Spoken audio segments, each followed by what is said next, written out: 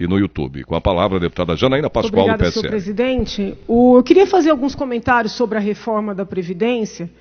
Eu já li tanto a PEC que foi encaminhada para essa casa, quanto o projeto de lei complementar. Li 2 vezes cada um, porque são muitas pequenas regrinhas. O pessoal do gabinete fez um quadro comparativo entre a reforma que veio para cá, a reforma no âmbito federal e as regras vigentes. Fez também um quadro comparativo das regras de transição. Eu até passei para alguns colegas de bancada. Quem quiser, qualquer colega que queira, os quadros estão à disposição. Vou publicar no site também. A reforma, ela segue bastante o padrão da federal, muito embora no âmbito federal seja adotada uma alíquota progressiva, que varia de 7,5% a 22%, a depender dos recebimentos dos funcionários. No caso da reforma estadual, se elevam os 11% atuais para 14%. É uma alíquota única.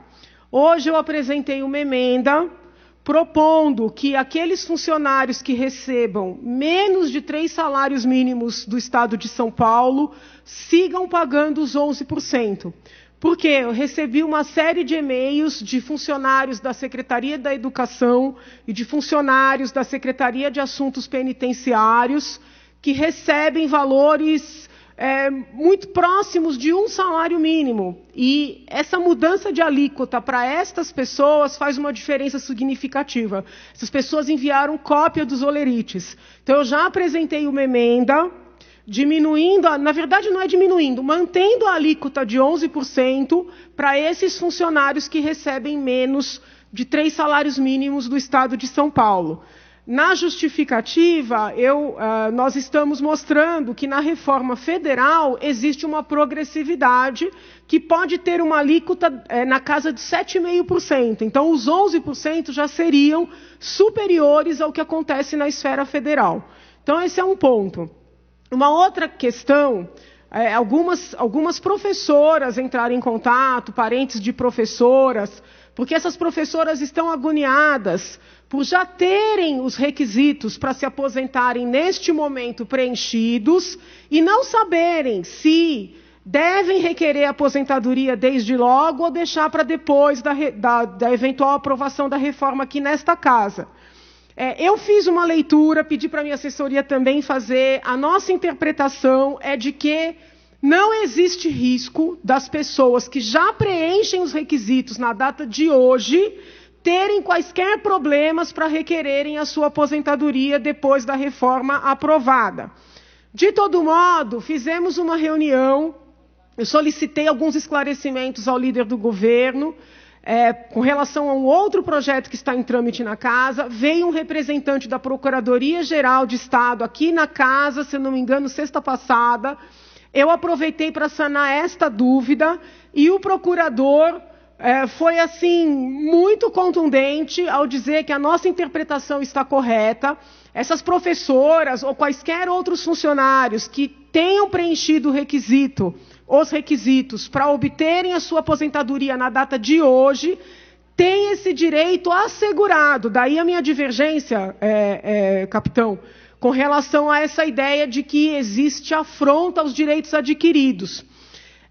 Para não ter dúvidas, eu vou ler o dispositivo, eu acho importante, tá? Eu vou ler o dispositivo, artigo 26 do projeto de lei complementar que será votado por esta casa. Diz o artigo 26, a concessão de aposentadoria ao servidor público estadual, titular de cargo efetivo e de pensão por morte aos respectivos dependentes será assegurada a qualquer tempo, desde que tenham sido cumpridos os requisitos para obtenção destes benefícios, até a data de entrada em vigor desta lei complementar, observados os critérios da legislação vigente na data em que foram atendidos os requisitos para a concessão da aposentadoria ou da pensão por morte. O texto parece muito claro. O procurador confirmou. Na semana que vem eu estarei com um técnico da área do governo que lida com essa matéria, doutor Luiz Fernando, que, segundo o deputado Carlão Pignatari, é o maior conhecedor da matéria no estado de São Paulo. vou insistir que talvez seja até o caso de ter um pronunciamento do Poder Executivo garantindo o que já está escrito aqui claramente na lei.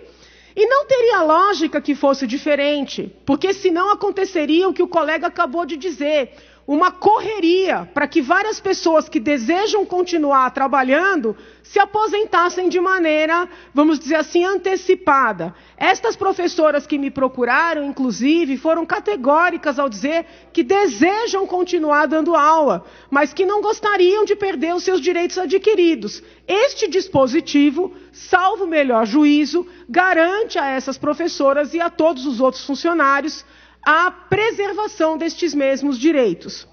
Durante o final de semana, eu recebi muitas mensagens, muitos manifestos, em especial da Polícia Civil. Chamou minha atenção algumas postagens dizendo que o policial civil agora, para se aposentar, teria que trabalhar até os 70 anos de idade ou mais. Eu até cheguei a responder algum desses WhatsApps, eu recebi vários, e perguntando de onde essas pessoas estão tirando essa conclusão. Porque a reforma que está sendo feita, ela preserva algumas categorias. A categoria dos professores tem uma idade diferenciada para aposentadoria. As categorias que são expostas a algum tipo de substância nociva, também tem uma idade diferenciada. E a Polícia Civil, pelo menos nos textos que nós recebemos, é a categoria que se aposentará na menor idade, se nós olharmos para a proposta. Então, aqueles policiais que entram, que vão ingressar ainda no sistema, eles se aposentarão com 55 anos de idade. E nas regras de transição, a idade é ainda inferior. Então, eu queria entender como é que foi trilhado esse raciocínio dos 70 anos. Porque o que se prevê nos projetos que forem encaminhados nesta casa, para a Polícia Civil e para os próprios funcionários do sistema penitenciário, são 55 anos. Que é a menor idade se nós fizermos uma comparação entre as categorias. Eu estou pontuando isso apenas para que nós possamos debater com fulcro no que está escrito, para que não nos percamos, em cima vamos dizer assim, de discussões que não têm respaldo no próprio projeto. Só do ponto de vista da técnica legislativa, eu particularmente entendo que melhor seria se houvesse as mudanças estruturais na Constituição Estadual e o detalhamento no projeto de lei complementar. Não foi essa a opção do Executivo, Uma série de detalhes vem tanto no projeto de lei complementar, como no projeto de emenda à Constituição do Estado de São Paulo. Foi uma opção de técnica legislativa, não me parece a melhor, mas também não é uma opção, digamos assim, equivocada. Imagino que o Poder Executivo tenha pretendido conferir maior, vamos dizer assim, segurança para os funcionários, na medida em que essas regras todas estarão na Constituição, dificultando que, num futuro próximo, uma nova reforma seja feita de maneira mais rápida ou menos segura, apenas como uma mudança de lei complementar. Não sei se me fiz clara nessa parte, que é uma parte um pouco mais técnica. Ainda tenho o entendimento, mas acredito que talvez não haja ainda uma situação social que nos permitisse fazer dessa forma. Se eu pudesse fazer a reforma, eu manteria o regime próprio apenas para os funcionários que já estão. Todos os que ingressarem na carreira, a partir de agora, a meu sentir, deveriam entrar no regime geral. Porque, em certa medida, esta reforma aproxima muito o regime próprio do regime geral. Se aproxima tanto, e vejo isso com bons olhos, por que já não aproveitar para ir acabando aos poucos com esses tantos regimes próprios? Uma magistrada que foi minha aluna enviou um estudo feito quando, do momento da discussão da reforma da cidade de São Paulo aqui na Câmara de Vereadores, E, lendo esse estudo nesse fim de semana, constatei que nós temos mais de 2.700 regimes próprios, quando consideramos os muitos estados e cidades da federação. Então, eu, particularmente, entendo que deveríamos aproveitar esta oportunidade para criar um sistema para paulatinamente acabar com esses regimes próprios que geram muita confusão, inclusive nos tribunais. Mas não foi não foi essa a escolha feita pelo Poder Executivo. Então, vou fechar aqui, senhor presidente, e nas várias sessões, nesses nossos encontros, vou tentar pegar alguns pontinhos da reforma para que nós possamos discutir aqui. Já tem algumas outras emendas sendo preparadas, tá? E conforme os dias vão passando, eu vou noticiando que emendas são essas. Muito obrigada, senhor presidente. Obrigado, nobre deputada.